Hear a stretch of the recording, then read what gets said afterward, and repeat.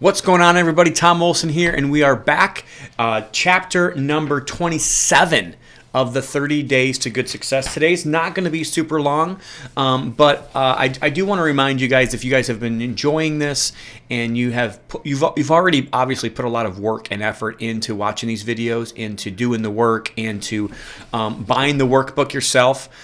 This is what we're teaching off of right here is the 30 Days to Good Success. I first of all want to let you know that I appreciate you very much. I appreciate the work that you've done, but you've done it not for me. You've done it for you. If you've gotten any help from this, tell us about it. Tell us about the help that you've gotten from the book. Tell us maybe how it's helped you realize that maybe you need to rethink different things in your life, or you need to ask more questions. And, one of the great statements I've heard from John Maxwell, he says, great leaders ask great questions. And the better your questions that you're asking yourself, or the better questions you're asking other people, the better of a leader you are to yourself, and the better of a leader you are to other people. So, that's really what I believe that these questions are, is just really great questions. And sometimes they're not hard, but sometimes they really make you think, and that's on purpose. So if you guys have liked the book, and if you would love to recommend us to a friend of yours, we do have a mastermind. We do have a local mastermind. We have a community go-giver event each year that we try to promote the good things that are happening. There's so much out there that's just talking about what's bad with everything and how everybody else isn't as good as you are, and you get on Facebook sometimes and it really is kind of almost discouraging because I've shut off the news a decade ago. I probably haven't watched maybe any news other than maybe just very relative stuff that needs to happen, like the weather, in probably maybe 20 years, honestly. Like, I just don't watch the news. And why? Because it's all negative. They can't even find something that's positive to put on the news. And that's kind of how Facebook's getting. It's kind of how different channels, social channels are getting.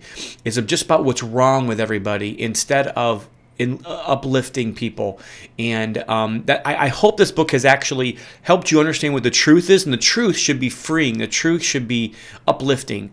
And I hope that we are here at Good Success encouraging you to do more good works. Really, that's what we want. We want more good in this world, and we believe that changing the messaging and helping other people ask the right questions to themselves and write it down and know what the truth is about themselves, why they are the way they are, and where they want to go in life and why they want to go there, and making sure that it's just not all about them and that we're not just all thinking about ourselves.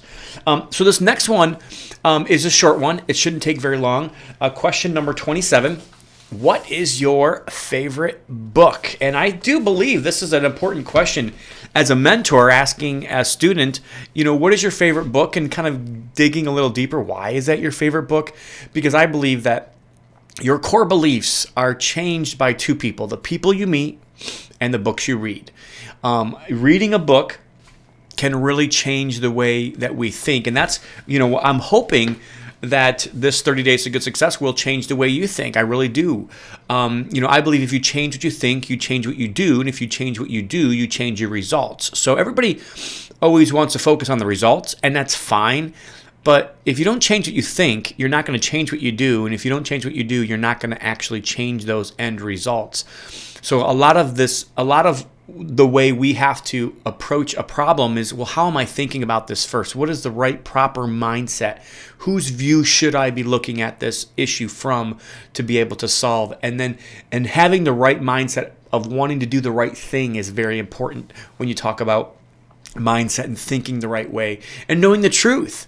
I think that's one thing that gets so missed in this. We think we can solve the issue. We could solve issues in our business and our life and our personal agenda with not really even knowing the truth, or not believing the truth, and not really being willing to admit the truth sometimes. And so question number 27, and again, it's from a mentor's perspective, but what is your favorite book, and why is that your favorite book? I think everybody should have a favorite book. And I think it's okay for it to change. I mean, I'm pretty open and vocal about the fact that the Bible is definitely, obviously, my favorite book. I try to read it every day. I can't promise you that I do.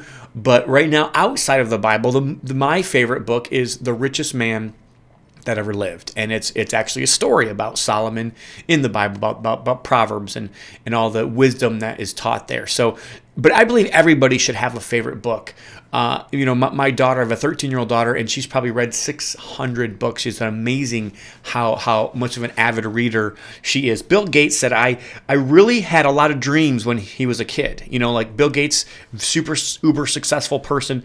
But I think a great deal of that grew because of the fact that he had a chance to read a lot. So if you think about this kid, Bill Gates, when he was a kid, was very, very introverted, very, very, almost standoffish. Would kind of not go to the parties and didn't have a ton of friends, maybe. But the friends he had, they were all focused on solving big problems, and the fact that he got to read a lot as a kid was something that he contributes a lot of his success to. And I really honestly believe that all leaders are readers. Now, not all readers are leaders, but all leaders are readers. And if you want to be a leader, if you want to do something great, if you want to live a life that matters and be proactive, live life on purpose, for purpose, I believe that you have to be a reader. So if you don't have a favorite book, I encourage you to go find a favorite book.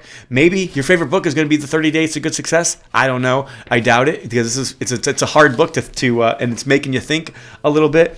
But what is your favorite book? Like I said, my favorite is The Richest Man That Ever Lived. My second favorite is probably The Go-Giver.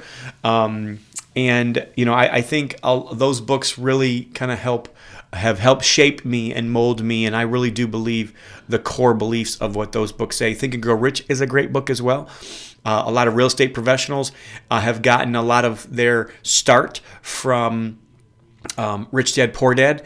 I'm actually reading a book right now called The Wealthy Code. This is something I'm reading right now as we make this video, by George Anton, and kind of talks about how you could basically become financially free and without even doing another real estate deal, and just using the same money that you're making now. It's very interesting, the concepts that he's teaching.